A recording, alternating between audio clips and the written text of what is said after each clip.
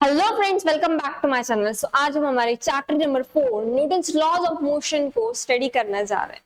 Okay, सो ये जो chapter है ना, सिर्फ दो ही चीजों के आसपास घूमता है। इस पूरे चैप्टर में हम दो ही चीजों के आसपास घूमेंगे। Number 1 is cause and number 2 is effect. So what is this cause and effect? Cause, किसी भी ऑब्जेक्ट पे फोर्स लगाना, और अगर फोर्स लगाने के बाद उसके ऊपर कुछ तो इफेक्ट आएगा। क्या क्या आएगा वो इफेक्ट? क्या वो ऑब्जेक्ट मोशन में आएगा?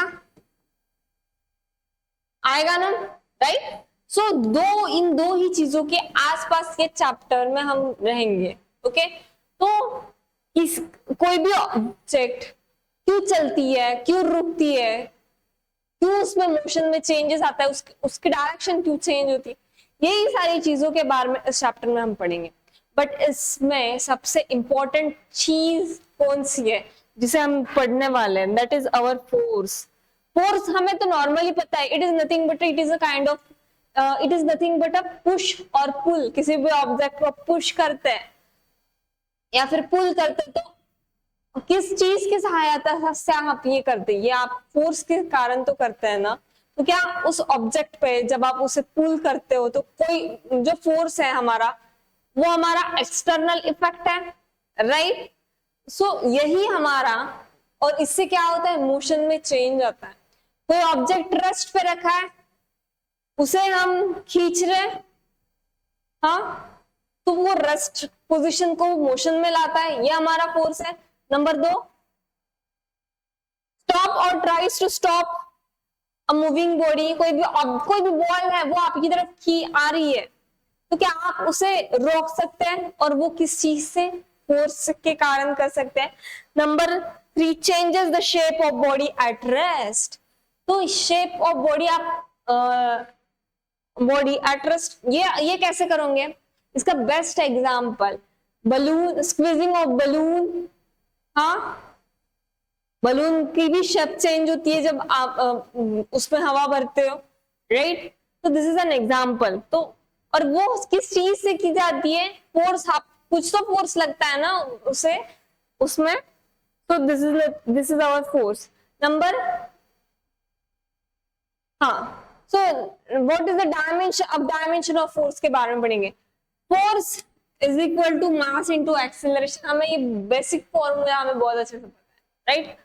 तो मास का डायमेंशन क्या है? m1 l0 t0 and acceleration का m0 l1 t minus 2, right? ये डायमेंशंस कैसे निकालते हैं ये हमने हमारे प्रीवियस लेक्चर्स में बताया। आप प्लीज वो वीडियो से गो थ्रू करके आइए।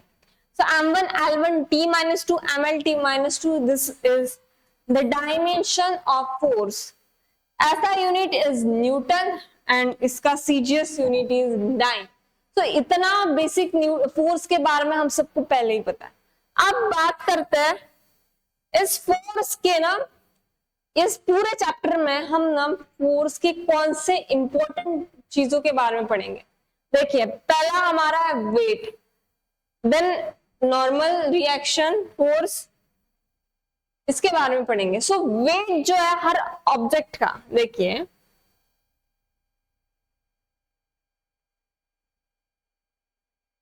कोई भी पर्सन है जो अर्थ, देखिए this is earth.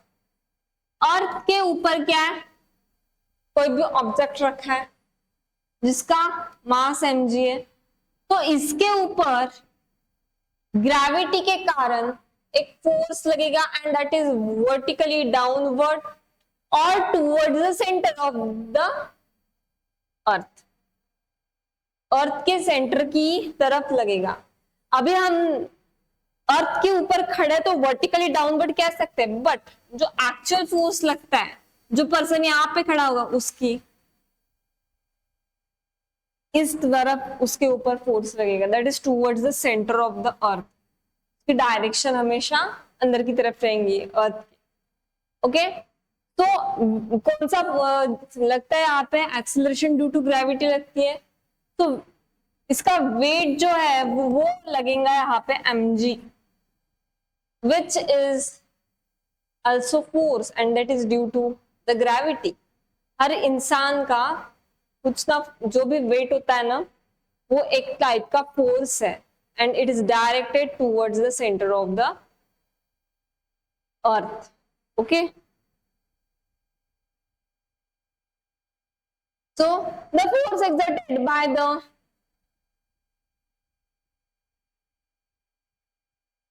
weight of an object is a force with which earth attracts it. It is also called as the force of gravity. इसे ही ग्रेविटी का फोर्स कहते हैं. अब बात करेंगे रिएक्शन फोर्स के बारे में. Normal reaction force. तो नॉर्मल रिएक्शन फोर्स इसके नाम से ही पता चलता है कि ये नॉर्मल का मतलब क्या है, परपेंडिकुलर. ये जो फोर्स है ना इसका दिस मीन्स परपेंडिकुलर. ये हमेशा परपेंडिकुलर डायरेक्शन पे ही लगेगा. देखिए अगर ये ऑब्जेक्ट है, ये सरफेस है, तो ये सरफेस के परपेंडिकुलर डायरेक्शन में लगेगा. ओके, ये सरफेस लगाएगा इस ऑब्जेक्ट पे फोर्स एंड ये ऑब्जेक्ट इस सरफेस पे वेट mg नीचे लगाएगा.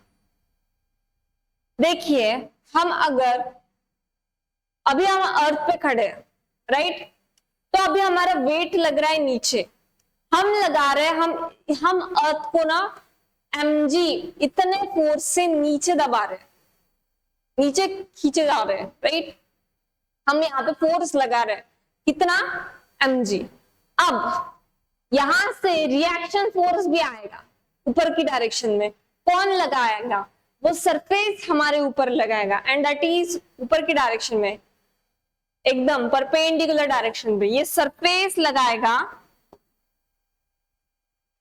ये जो सरफेस है ना ये लगाएगा नॉर्मल डायरेक्शन में, जिसे हम कहते हैं normal reaction force.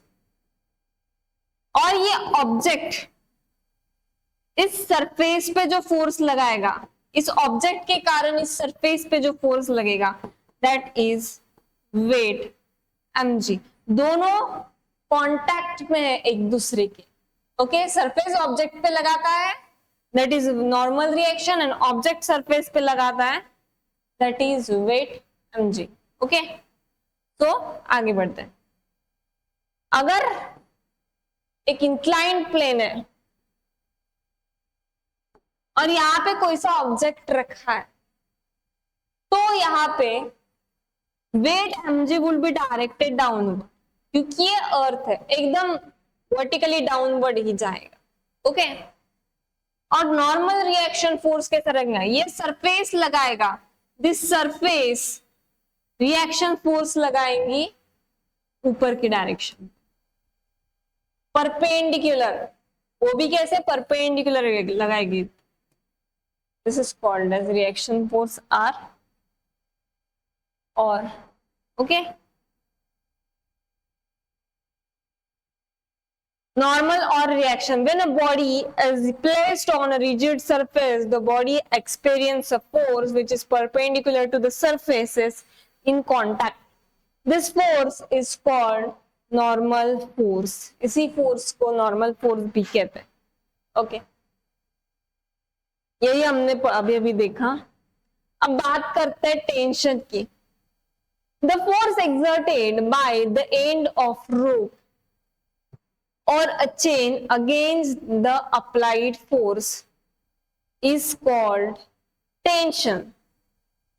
The direction of tension is so as to pull the body away from the body. देखिए अगर ये कोई सा बॉडी है और यहाँ पे एक रोप है, ये बॉडी वेट mg नीचे लगाएगा right.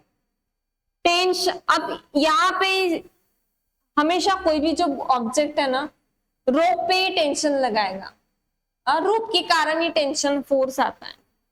Tension T will be directed upward. देखो टेंशन की डायरेक्शन हमेशा ऑब्जेक्ट के बाहर की तरफ ही रहेंगी। ओके, तो यही चीज इसमें बताई है। और टेंशन आता है किस चीज के कारण है, रोप के कारण या फिर चेन के कारण। Okay, the direction of tension is so as to pull the body from away from the body.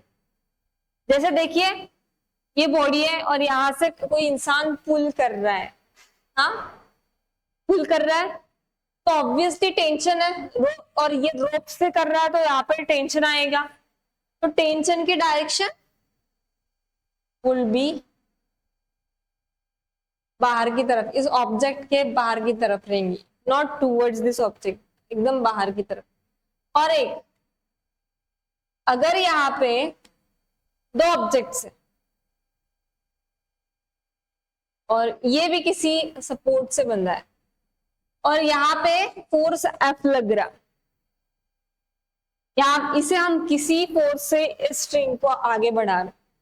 देखिए क्योंकि ये स्ट्रिंग है तो ऑब्वियस ये रोप है तो ऑब्वियसली क्या होगा, टेंशन आएगा। टेंशन T1 और टेंशन की डायरेक्शन ऑब्जेक्ट के हमेशा बाहर की तरफ रहेंगे, outward, let it be T1। अब यहां पे भी टेंशन है, रोप चेंज होगा तो टेंशन भी चेंज हो जाएगा। हाँ ये ऑब्जेक्ट है तो इसकी बाहर के डायरेक्शन में T2। अब ये ऑब्जेक्ट है, इसके अंदर के, इसकी भी बाहर की direction, for this object it will be T2। देखिए रोप सेम है इसलिए टेंशन सेम रहेगा, ये चेंज हो गया, रोप चेंज है, चेंज हो गया तो it will be T1। Okay, और यहां पे भी लगेगा T3 ये। Okay, so this is what the tension is। आगे बढ़ते, स्प्रिंग फोर्स, अभी एक बहुत इंपॉर्टेंट फोर्स है, that is our spring force. Every spring resist any attempt to change its length, this resistive force increases with change in length। Spring force is given by F is equal to minus kx। अब देखिए spring force कुछ भी नहीं है, हर spring के अंदर एक tendency होती है कि वो अपनी जगह पे वापस आ जाए। तो स्प्रिंग फोर्स में spring force is nothing but a force की उसे उस स्प्रिंग को कभी सहन नहीं होता कि वो उस पे कोई जबरदस्ती करे, खींचे। अगर कोई उसके ऊपर जबरदस्ती करके खींचता है तो वो वापस अपनी तरफ आ जाती है, कोई उसे दबाता है तो फिर वो वापस अपनी पोजीशन पे चला जाता है। तो यही चीज होती है हमारी स्प्रिंग की। तो स्प्रिंग में लगने वाला जो फोर्स लगता है that is our spring force. देखिए ये ऑब्जेक्ट है, इसे हम दबाते हैं स्प्रिंग की तरफ, ऐसे दबाने के बाद और दबाने के बाद कितने डिस्टेंस से हम इसे यहां लेके जा रहे हैं, वो x डिस्टेंस से, हाँ यहां तक। तो यहाँ पे स्प्रिंग के अंदर एक फोर्स आएगा जो इसे वापस अपनी जगह पे रिस्टोर करेगा, and that force is called as restoring force and it is given by F is equal to minus kx, where x is nothing but कितने डिस्टेंस से आपने इसे पीछे इसे दबाया, दैट इज अवर, देखो चेंज इन लेंथ, उसकी length कितनी चेंज कर दी ये, and k is nothing but a spring constant. Okay, so यही चीजें थी फोर्स के बारे में आज जो हमने पढ़ा, वो पूरे चैप्टर में बहुत इंपॉर्टेंट है। ओके, इसे रिवाइज करिए, अच्छे से पढ़िए और प्रैक्टिस करिए। ओके, तो चलो मिलते हैं हम अब हमारे नेक्स्ट चैप्टर में, जहां पे हम पढ़ाएंगे Newton's first law of motion. Okay.